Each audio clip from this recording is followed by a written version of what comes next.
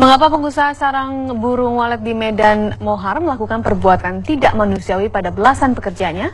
Kita langsung bergabung dengan Wana Sari. Wana, bagaimana perkembangan kasus penyekapan di Medan? Baik, Bayu, Mita, dan juga pemirsa, memang hingga sampai saat ini pihak kepolisian masih terus melakukan penyidikan atas kasus dugaan penyekapan serta eksploitasi tenaga kerja yang menimpa belasan warga asal Nusa Tenggara Timur. Saat ini, setelah sebelumnya kami telah berbincang dengan para korban, kemudian Komisi Perlindungan Anak Indonesia di Sumatera Utara, serta pihak kepolisian, dan petang ini kami berkesempatan untuk berbincang langsung dengan tersangka, yaitu Bapak Mohar. Bapak Mohar ini merupakan pengusaha sarang atau pengolahan sarang burung walet yang berada di Jalan Brigjen Zain Hamid, Komplek Family di Medan. Dan setelah pihak kepolisian melakukan pemeriksaan dan penyidikan sementara, memang diperoleh informasi bahwasanya ada beberapa tuduhan yang mengarah kepada tersangka, yaitu Pak Mohar. Dan untuk mengetahui dan apa sebenarnya jawaban dari tersangka, di samping saya saat ini telah hadir Pak Mohar. Selamat petang, selamat sore Pak. Sore. Bagaimana kabar Bapak hari ini? Baik. Baik, Pak Mohar, berkaitan dengan banyaknya tuduhan yang menimpa Bapak beberapa waktu yang lalu, mungkin Bapak, kami dan pemirsa juga ingin mengetahui apa sebenarnya usaha Bapak dan bisa diceritakan, Pak? Menerima ongkos pencucian sarang burung walet. Sudah berapa lama usaha Bapak ini berlangsung? Lebih kurang 9 tahun. 9 tahun, apakah Bapak dari awal mempekerjakan tenaga kerja asal Kupang atau bagaimana, Pak? Tidak juga. Tidak juga. Bisa dijelaskan, Pak? Baru terakhir ini aja mempekerjakan tenaga kerja dari Kupang. Ada yang ingin Bapak klarifikasi terkait beberapa tuduhan yang sangat belakangan ini sangat santer di media, Pak? Tuduhan apa? Informasi yang kami peroleh dari pihak korban bahwasanya mereka mengalami seperti penyekapan, kemudian adanya tindakan-tindakan yang menurut mereka tidak manusiawi, seperti jam kerja yang di luar jadwal, kemudian pemberian asupan makanan yang sepertinya kurang layak. Kalau penyekapan tidak pernah, karena mereka tinggal di rumah saya bersama saya dengan anak saya sendiri juga, lalu tinggal juga di lantai yang sama dengan kita dan lantai yang sama dengan anak saya. Jadi mereka bebas, mau naik mau turun juga bebas. Lalu untuk bepergian juga bisa, kita sering juga membawa bepergian ke mall. Mengenai mereka merasa asupan makanan yang selama ini mereka terima setelah bertahun-tahun bekerja dengan Bapak, menurut mereka tidak layak, seperti memberikan hanya nasi kemudian kerupuk. Tidak juga, kita juga ada menu nasi kasih telur, terus ada ikan dejis, ada daging, ada buah dan sebagainya.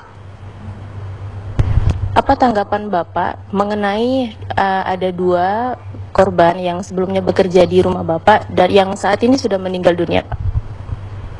Ya, karena mereka memang sakit, sudah kita berusaha untuk membawa ke rumah sakit, sudah kita berusaha untuk diobatin.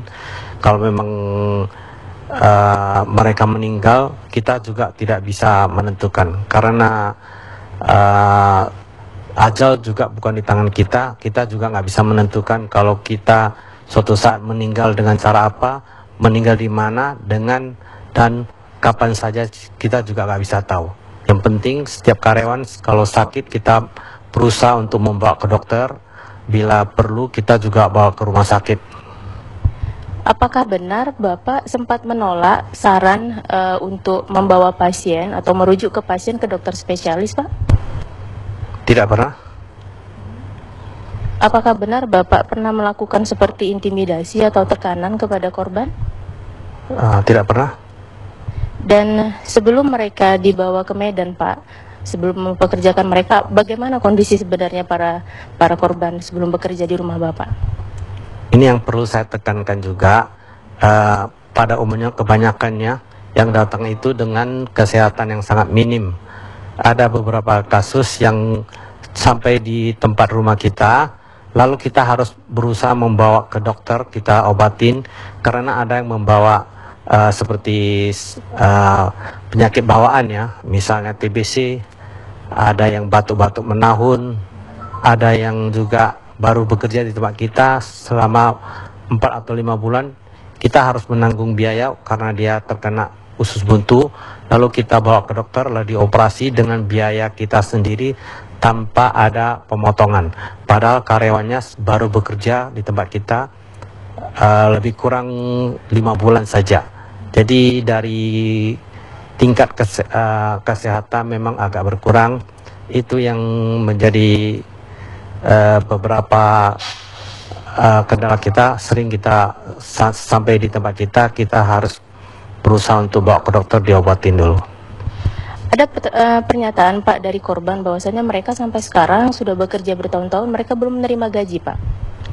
Ada setiap kali gaji yang kita berikan, kita ada catatan tanda tangan, karena dari setiap karyawan gitu banyak, apabila kita memberikan gaji langsung kepada yang bersangkutan, pernah kejadian setiap orang memegang gaji karena mereka tinggal bersama-sama tanpa ada catatan dari masing-masing sisa berapa uang gaji dia. Lalu ada beberapa teman mengambil gaji karyawan sendiri.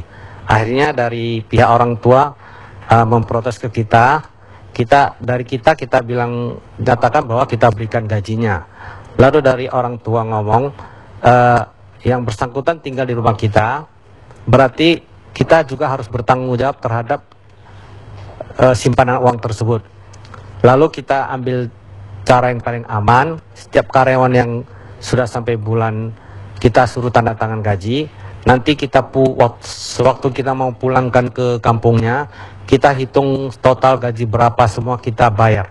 Jadi dengan cara kayak seperti ini, nggak pernah ada kehilangan gaji, dan karyawan bawa pulang ke kampung dengan upah yang tidak berkurang. Lalu dari orang tua menyatakan itu juga setuju. Baik, terima kasih Pak Mohar atas kesempatannya, dan Mita, Bayu, dan juga pemirsa. Kita sama-sama sudah mendengar ada beberapa yang diklarifikasi dan dibantah oleh Pak Mohar, dan sedikit mereview bahwasanya hingga saat ini memang pihak kepolisian masih terus melakukan penyidikan, dan sekitar 15 korban yang sebelumnya sempat dirawat di Rumah Sakit Pirnga di Medan saat ini telah ditangani oleh KPAID Sumatera Utara, dan sampai saat ini memang pihak korban terus menunggu dan menanti-nanti agar mereka dapat segera kembali ke kampung halamannya dan berkumpul bersama rekan dan kerabat. Demikian Mita dan juga Bayu, kembali ke Anda. Baik, terima kasih Wana Sari melaporkan langsung dari Medan, Sumatera Utara.